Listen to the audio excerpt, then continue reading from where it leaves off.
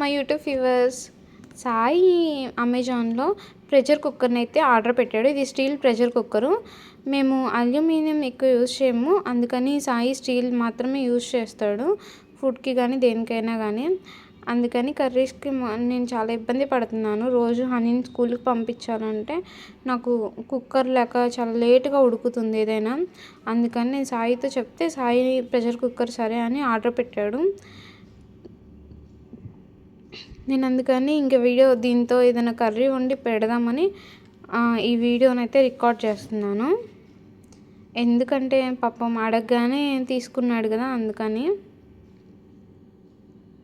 So నేనైతే దీని మీద కాస్ట్ చూపిస్తున్నాను చూడండి, 4900. ఎందుకంటే ఇది స్టీల్ ప్రెషర్ కుక్కర్ కాబట్టి అలానే కాస్ట్ ఉండిద్ది. కాకపోతే మాకు 2500కి వచ్చింది ఈ ప్రెషర్ కుక్కర్ అమెజాన్లో. ఇదైతే 5.5 లీటర్స్ ఉడికిద్ది. సో నేనైతే నీట్గా కడుక్కొచ్చేసుకున్నాను ఈ ప్రెషర్ కుక్కర్ని. అలానే ఉండకూడదు కదా, అందుకని విమ్ జెల్ వేసి శుభ్రంగా క్లీన్ చేసుకున్నాను. అండ్ ఈ వీడియో కూడా నేను అందుకే పెడుతున్నాను.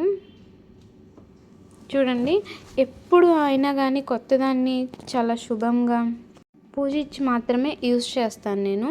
సో అందుకని నేనైతే ఇప్పుడు ప్రెషర్ కుక్కర్ని పూజిస్తున్నాను. చూడండి,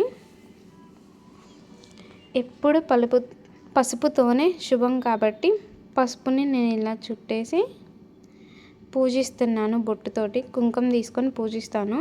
ఇది పూజించిన తర్వాత నేను వండుదాం, ఎందుకంటే చాలా ప్రెషర్ కుక్కర్స్ పేలుతాయంట. అందుకని అలా కాకుండా మంచిగా ఉండాలని నేను ఈ ప్రెషర్ కుక్కర్ని అయితే పూజిస్తున్నాను.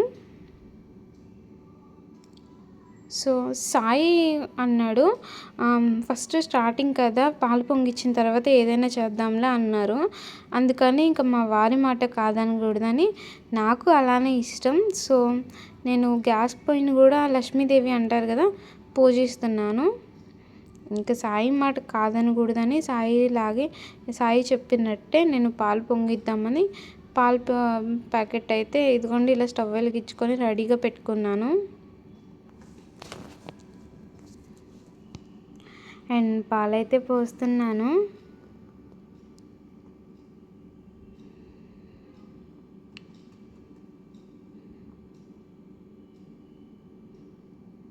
నురుగైతే పైకి వస్తుంది చూడండి. నాకైతే చాలా హ్యాపీగా ఉంది. రోజు హనీ స్కూల్కి వెళ్ళేటప్పుడు నేను చాలా టెన్షన్ పడతా, ఫాస్ట్గా కుక్ చేయాలని. ఎంత టెన్షన్ పడతా. 4కే లెగిసి ఎర్లీ మార్నింగ్ 4కే నిద్ర లెగిచి అంతా ప్రిపేర్ చేస్తూ ఉంటాను. ఇప్పుడు నాకు కొంచెం ఫ్రీగా ఉంది అనిపిస్తుంది. సో ఈ ప్రెషర్ కుక్కర్లో అయితే చూద్దాం ఎంత టైం పట్టిద్దో పప్పు ఉడకడానికి. నేను యాక్చువల్గా అన్ని లో ఫ్లేమ్లో పెట్టే వండుతాను, ఎందుకంటే టేస్ట్ సరిగ్గా ఉండదని. లో ఫ్లేమ్లో పెడితే టేస్ట్ అనేది చాలా బాగా వచ్చిద్దని వండుతాను కాబట్టి నాకు ఈ ప్రెషర్ కుక్కర్ వెరీ గుడ్ అనిపించింది. చూడండి, పొంగు అయితే వస్తుంది. నేను పాలు పొంగిన తర్వాత సో నేను నెక్స్ట్ పప్పు ప్రిపేర్ చేద్దాం అనుకుంటున్నాను ఈ రైస్ కుక్కర్లో.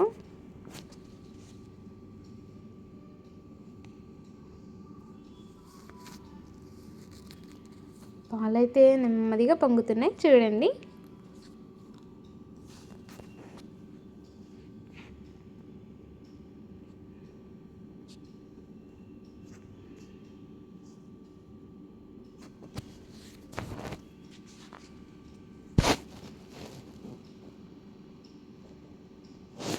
అండ్ ఇంకా కొంచెం పొంగాలి, అందుకని నేను వెయిట్ చేస్తున్నాను.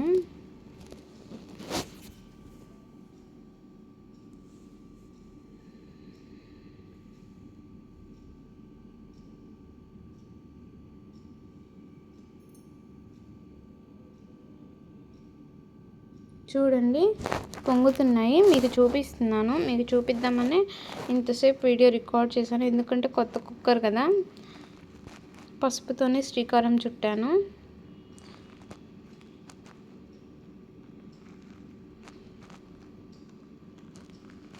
చాలా కాస్ట్ అయిందండి. అసలు 2500 అంటే నేను అసలుకి చాలా అమౌంట్ అనే ఫీల్ అయ్యాను. కాకపోతే ఇంకా స్టీల్ ప్రెషర్ కుక్కర్ కదా, అంతైనా పర్లేదులే, మనం తీసుకుందాము అని ఇంక తీసేసుకోవాల్సి వచ్చింది.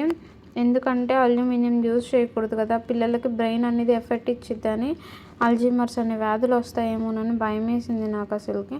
అందుకని నేను అల్యూమినియం ప్రెషర్ కుక్కర్ వాడకుండా స్టీల్ మాత్రమే, ఇంక రేట్ అయినా పర్లేదని సాయి చేత ఆర్డర్ పెట్టించాను అమెజాన్లో. నేను అడగగానే సాయి కూడా వెంటనే ఆర్డర్ పెట్టేందుకు సాయి మా శ్రీవారు అయిన సాయి పవన్కి చాలా థ్యాంక్స్.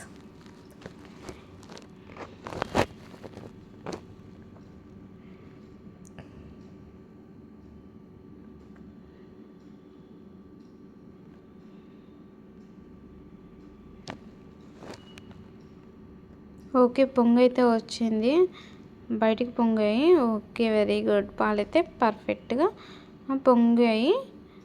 సో అలా పాలు పొంగితేనే చాలా శుభం. అందుకనే నేను స్టార్టింగ్ ప్రెషర్ కుక్కర్లో పాలే పొంగిచ్చాను. సో చూడండి, నేను మీకు చూపిస్తున్నాను ఎలా పొంగాయో కూడా.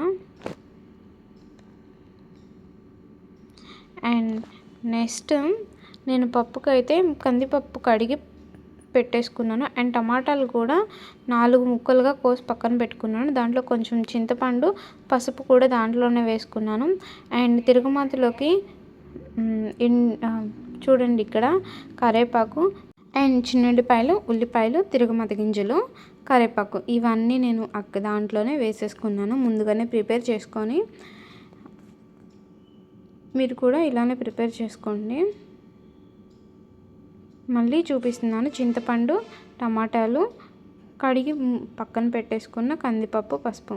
సో ఇప్పుడు నేనైతే రైస్ కుక్కర్లో వాటర్ పడుతున్నాను చూడండి, ప్రెషర్ కుక్కర్లో. ఇప్పుడు నేనైతే వాటరు ఎంత కొలత చెప్పాలంటే మీకు పావు లీటర్ వాటర్ దాకా పోసాను. ఆ పావు లీటర్ వాటర్లో కందిపప్పు, పసుపు, చింతపండు అండ్ టమాటాలు మిక్స్ అయినవన్నీ నేను వేసేసాను.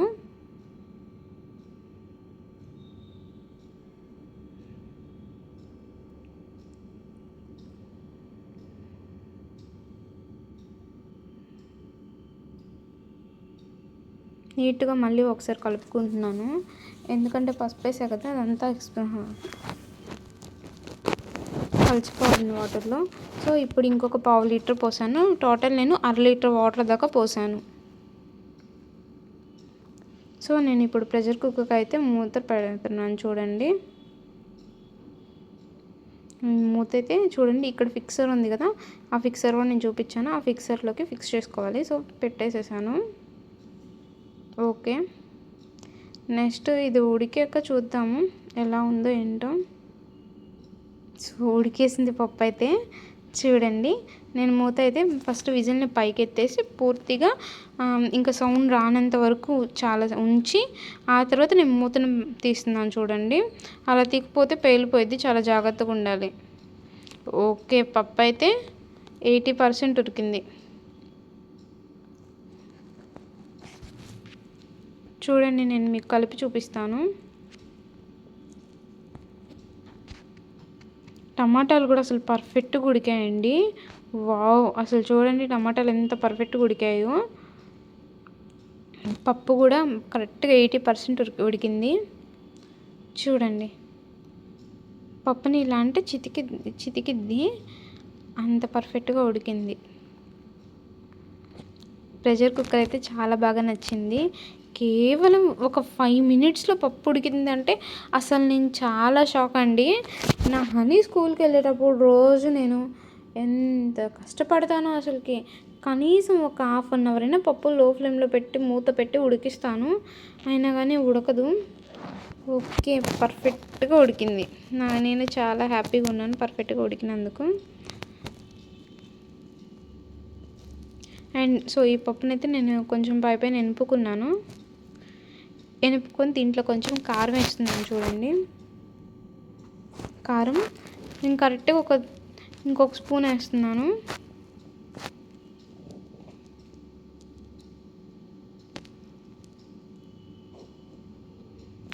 నా కొలత అయితే 3 స్పూన్లు కారం, నేను కరెక్ట్గా 3 స్పూన్లు కారం అయితే వేస్తున్నాను. ఇప్పుడు కొంచెం సాల్ట్ వేస్తున్నాను, ఎందుకంటే మా శ్రీవారు కారం కొంచెం ఎక్కువ తింటారు కాబట్టి. సో నేను మొత్తం పప్పుని మిక్స్ చేసుకుంటున్నాను చూడండి. కారం ఉప్పు టోటల్ పప్పుకు పట్టేలాగా. ఓకే, ఇప్పుడు నేను కుక్కర్ మూత మళ్ళీ ఇంకొకసారి పెట్టి ఇంకొక విజిల్ రానిద్దామని మూత క్లోజ్ చేసేస్తున్నాను. ఫిక్స్ చేస్తున్నాను చూడండి.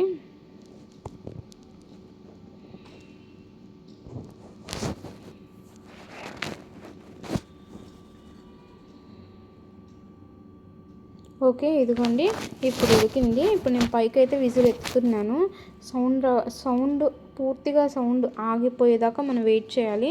సో ఆగిపోయింది సౌండ్. సో నేను ఇప్పుడు ప్రెషర్ కుక్కర్ మూత అయితే తీస్తున్నాను చూడండి పప్పు అయితే ఇలా పర్ఫెక్ట్గా ఉడికింది. ఇప్పుడు 100% ఉడికింది అనమాట. వావ్, చాలా బాగా ఉడికింది. నేను మీకు చూపిస్తున్నాను. ఇప్పుడు నేను తిరగమాత వేస్తున్నాను చూడండి. ఇప్పుడు స్టీల్ ప్యాన్ పెట్టాను, దాంట్లో కొంచెం ఆయిల్ వేస్తున్నాను. తగినంత ఆయిల్ వేసుకోవాలి. మీరు కూడా అలానే తగినంత ఆయిల్ వేయండి. ఇప్పుడైతే ఆయిల్ వేస్తున్నాను చూడండి. ఆయిల్ వేడెక్కేదాకా వెయిట్ చేయాలి, లేదంటే పచ్చవాసన వచ్చిద్ది. ఆయిల్ ఇలా పొగలు వచ్చేదాకా ఉంచుకోవాలి. సో ఇప్పుడు పర్ఫెక్ట్గా అయింది. ఇవన్నీ నేను ఒకేసారి వేసేస్తున్నాను. ఒక్కసారి వేస్తేనే ఒకసారి వేస్తే అంత మాడిపోతాయి అన్నమాట. అందుకని అన్ని ఆలు ఒకేసారి వేస్తున్నాను. తిరగమాత గింజలు, పచ్చిమిరపకాయలు, కరివేపాకు, ఎండుమిరపకాయలు కూడా వేసుకోవాలి. సో నేను వేసుకోలేదు, మా ఇంట్లో అయిపోయింది ఎండుమిరపకాయలు, అందుకని నేను వేసుకోలేదు. ఈసారి నెక్స్ట్ పప్పు చేసేటప్పుడు ఎండుమిరపకాయలు తప్పకుండా వేస్తాను. చూడండి చిట్టపట్టలు ఆడుతున్నాయి. అలా వెయిట్ చేయండి, కొంచెం సేపు వెయిట్ చేద్దాం.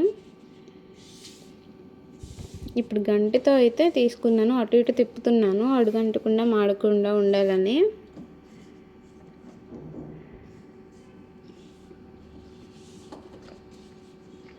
మీకు పప్పు perfect Indian style, Guntur style రావాలంటే ఇలా చేసుకోండి, ఖచ్చితంగా వస్తుంది. గుంటూరు వాళ్ళు ఎప్పుడు పప్పు ఇలానే చేస్తారంట, మా అమ్మ చెప్పింది.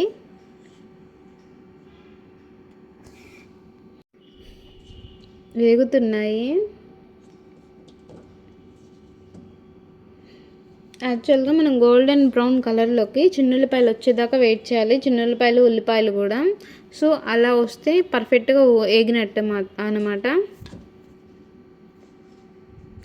మనం వేసే తాలింపుకి ఒక టేస్ట్ అనేది ఉండేది. చెప్పాలంటే తాలింపులో చిన్నుల్లిపాయ వేస్తే ఉండిద్ది టేస్ట్, చాలా బాగుండిద్దండి పప్పుకి. మీరు అలానే ట్రై చేయండి.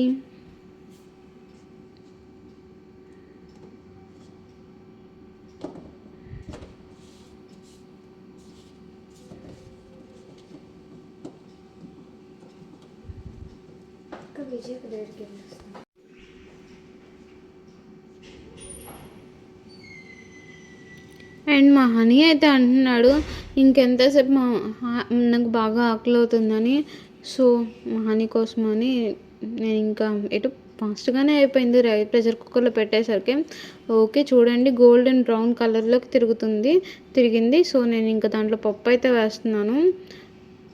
ఆల్రెడీ నేను ఎనుపుకున్న పప్పు అయితే వేసేస్తున్నాను దీంట్లో చూడండి, వేసేసాను.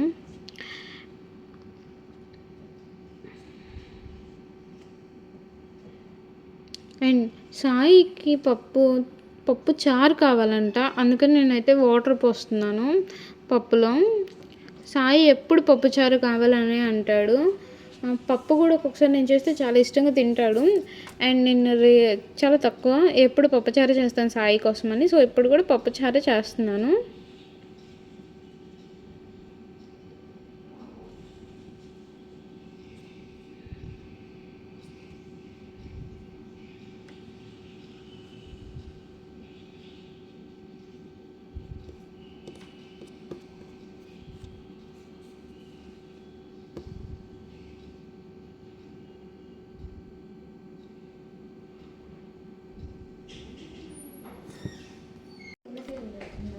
ఓకే, ఇప్పుడు పప్పు అయితే పైకి మరిగేదాకా వెయిట్ చేయాలండి.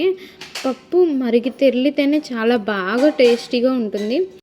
నేను ఎక్కువ వంటల వీడియోస్ ఎందుకు అప్లోడ్ చేస్తున్నానంటే సాయి అన్నాడు ఎక్కువ వంటల వీడియోస్ చెయ్యి, వాటికి బాగా మంచిగా ఉంటుంది డిమాండ్ అని చెప్పాడు. అందుకని నేను సాయి మాట ప్రకారం వంటల వీడియోస్ ఎక్కువ అప్లోడ్ చేస్తున్నాను. సో నా పప్పుచారు వీడియో కూడా నచ్చితే నా ఛానల్ని సబ్స్క్రైబ్ చేయండి, నా వీడియోని షేర్ చేయండి మీ వాళ్ళకి ఎవరికైనా పప్పుచారు చేసుకోమని. అండ్ లైక్ కూడా చేయండి, కామెంట్ కూడా చేయండి పప్పుచారు ఎలా ఉందో ఏంటో మీరు చేసుకొని తిని చూసి టేస్ట్ ఎలా ఉందో కామెంట్ చేయండి. చూడండి పప్పు అయితే తెరలిద్ది, ఆ తెరలేదాకా ఉంచితేనే పప్పు టేస్ట్ అనేది బాగా ఉంటుంది. నేనైతే చాలాసేపు తెరలిస్తాను పప్పుని. సో నేనైతే ఇంకా ఆఫ్లోకి వెళ్తున్నాను. సో మీరు పప్పుచారు తెరలేదాకా వెయిట్ చేయండి, పప్పుచారు తెరలుతూ ఉంటుంది.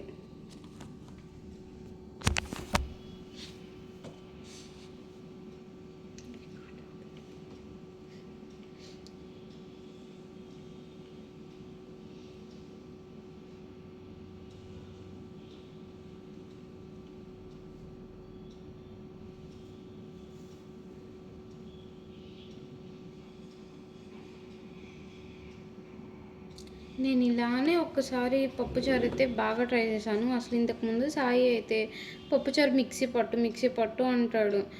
అలా మిక్సీ పట్టి చేస్తే అస్సలు టేస్టే ఉండదు. కానీ ఇంకా నేను మా వారి కోసం తప్పదని మిక్సీ పట్టే చేసేదాన్ని. ఇప్పుడు నాకు ఆ మిక్సీ పట్టే అవసరం అయితే లేదు, ఎందుకంటే నాకు ప్రెషర్ కుక్కర్ వచ్చింది కాబట్టి.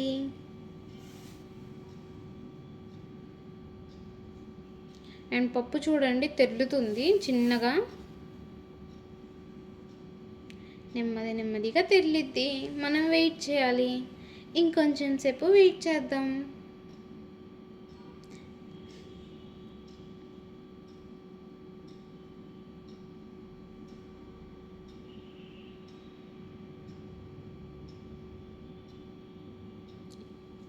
ఇప్పుడు తెరలబోతుంది. వావ్! నాకైతే అసలు నేను చేస్తుంటేనే తినాలని నోరు ఊరిపోయింది.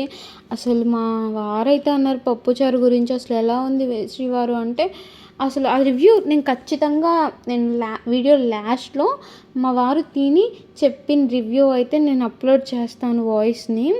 మీరు తప్పకుండా ఆ వాయిస్ అయితే వినండి. చూడండి పప్పుచారు అయితే ఎలా తెరులుతుందో. వావ్! నాకైతే నోరు ఊరిపోతుంది.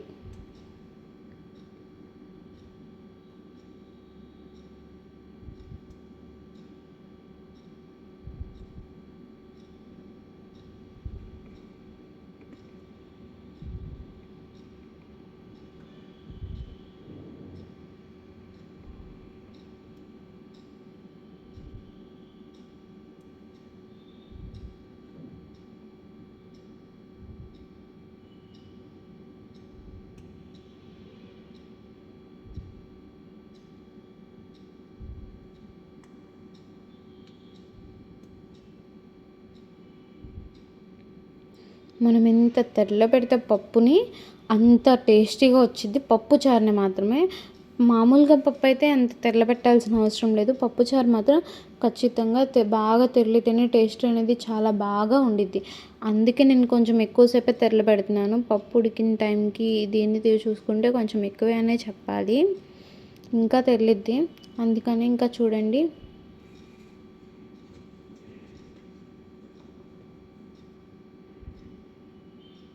ఇదైతే ఒక రౌండ్ లాగా వచ్చింది చూడండి, జీరో లాగా. అండ్ నేనైతే జీరో కాదు, నేను చాలా నెంబర్ 1 వంటకాలు చేస్తాను.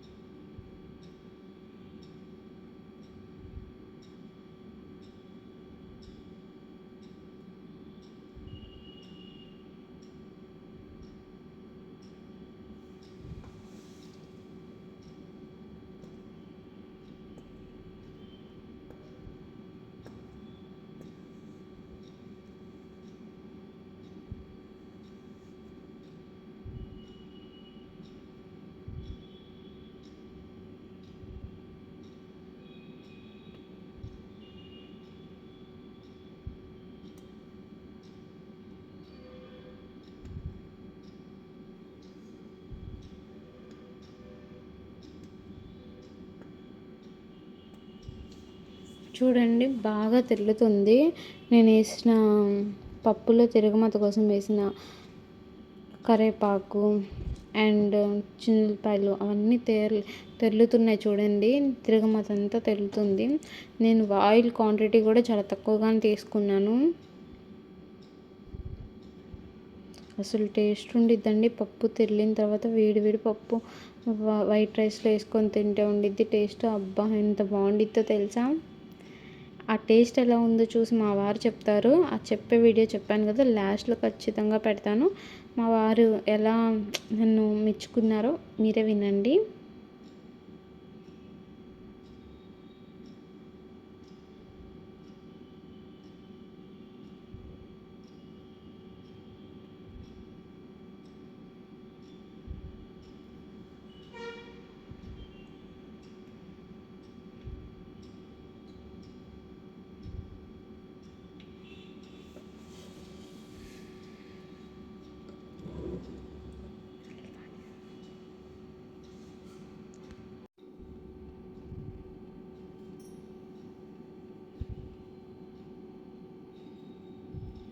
బాగా పొగలు వచ్చేదాకా తెరులుతుంది చూడండి. చాలామంది పప్పుచారు చేస్తే ఏంటంటే కందిపప్పు మెత్తగా అయ్యి అక్కడక్కడ తగులుతూ ఉండిద్ది. అలా తగిలితే అది పప్పుచారులాగా అనిపించదు, టేస్ట్ కూడా ఉండదు. సో అందుకని నేను బాగా మరిగిస్తున్నాను, కొంచెం కూడా అలా కనిపించకుండా ఉండాలని. అప్పుడు రైస్లో బాగా మిక్స్ అయ్యి మనం తింటూ ఉంటే చాలా టేస్ట్గా ఉండిద్ది పప్పుచారు.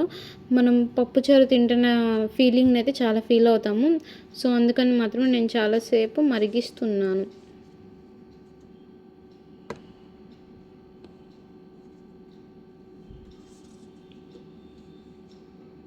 ఓకే, నేను మళ్ళీ హ్యాండ్ వాష్ చేసుకొని వచ్చాను. చూడండి మీకు చూపిద్దామని తిప్పుతున్నా. చూడండి పప్పుచారు ఎలా వచ్చిందో, చారులాగా.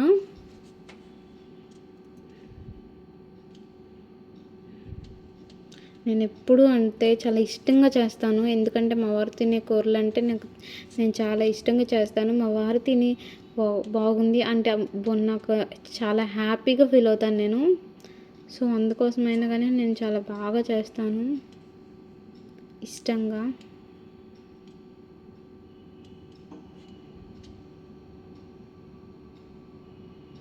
పప్పుచారు అయితే చాలా గుమగుమలాడితే రెడీ అయిపోయింది. ఈ వీడియో కనుక నచ్చితే సబ్స్క్రైబ్ చేయండి, షేర్ చేయండి, లైక్ చేయండి. Bye bye.